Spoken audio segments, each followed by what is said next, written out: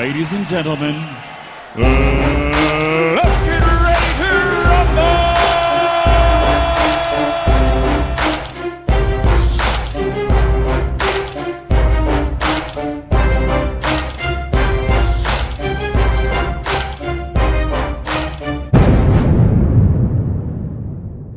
Wep les amis, bienvenue pour ce nouvel épisode de Parier sur une saison NHL sur la chaîne Paris Sportif Hockey. Alors tout d'abord un grand merci à tous ceux qui suivent déjà cette série et un grand merci aux derniers abonnés qui nous ont rejoints dernièrement. Et un gros big up à Fadel qui est là, toujours régulièrement présent au rendez-vous. Donc je tenais à te remercier mon gars. Allez, pour commencer, je me suis amusé à faire un petit tableau de suivi des pronostics que j'ai donnés exclusivement sur YouTube. On va voir ensemble ce que ça donne. Alors depuis le lancement de la chaîne, 9 journées sur 15 en positif, donc ce qui nous fait un taux de réussite de 60%. Si on rentre dans le détail, on a 10 pronostics gagnants sur 27, ce qui nous fait un taux de réussite de 37,04%. Alors pour connaître le taux de réussite nécessaire pour être en positif, c'est simple, en fait il faut faire un calcul. Tu prends ta cote moyenne, donc imaginons tu ne paries que sur des cotes à 2. Tu vas faire 100 divisé par 2 plus 1, donc ça fait 51. Donc il faut que tu aies au moins 51% de réussite si tu joues que sur des cotes à 2 pour être en positif. Donc moi j'ai pris la cote moyenne qu'on a sur Betivore, c'est-à-dire 2,80. Donc 100 divisé par 2,80 plus 1, ça nous donne un taux de réussite nécessaire de 36,7%. Donc depuis le lancement de la chaîne, on est à 10 pronostics gagnants sur 27. Donc un total de réussite de 37,04%, donc un léger positif, mais nickel. C'est vrai qu'au lancement de la chaîne, les premiers jours se sont plutôt bien passés, ensuite il y a une période un petit peu sèche, et ensuite là le mois de février a tout rattrapé, heureusement ça s'est très bien passé ce mois-ci. 6 journées sur 7 en positif, soit un taux de réussite de 85,71%, et en rentrant dans le détail, on est à 7 pronostics gagnants sur 12, soit 58,33% de réussite. Donc nickel, sachant que notre taux de réussite nécessaire est de 36,7%.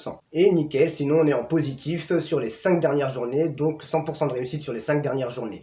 Alors malheureusement, on sait que chaque bonne série a une fin, donc il va falloir faire très attention, là, surtout à partir de maintenant, au niveau des mises. Il va falloir bien gérer sa mise, car on sait qu'on se rapproche du moment, malheureusement, où le pronostic risque de ne pas passer. Sinon, à part ça, depuis cette semaine, j'ai aussi créé un nouveau tableau. Donc en fait, si on part du principe, en tout cas moi c'est ma vision des choses, que les paris sportifs c'est un investissement, et bien sur cet investissement-là, je vais essayer de diversifier au maximum. C'est-à-dire que donc pour le moment, comme tu sais, on jouait sur 2 tableaux.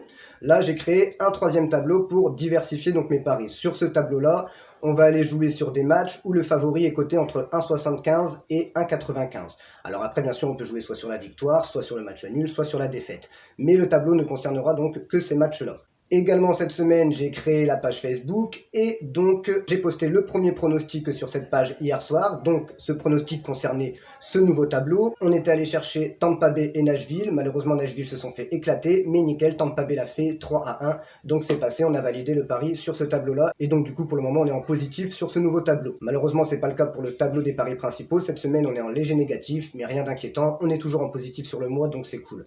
Allez, sans plus tarder, ce que vous attendez sûrement le pronostic de ce soir. Ce soir, soirée assez compliquée encore, il n'y a pas vraiment beaucoup de matchs et il y a beaucoup d'absents un peu partout.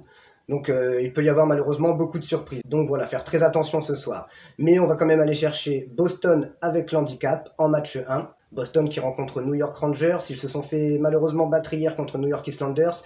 Après New York Islanders et New York Rangers, c'est pas du tout du même niveau. Donc Boston devrait pouvoir se rattraper ce soir. On compte sur eux. En 2e match, on va aller chercher le Colorado, pareil avec l'handicap qui rencontre l'Arizona. Alors pareil, pas mal d'absents du côté du Colorado, mais l'Arizona reste une équipe relativement faible par rapport au Colorado, qui est déjà sur 2 défaites consécutives. Donc voilà, je pense qu'il y a moyen qu'il se rattrape ce soir face à l'Arizona, donc on va aller chercher le Colorado avec handicap. Voilà pour les pronostics de ce soir, Boston, Colorado, handicap -1.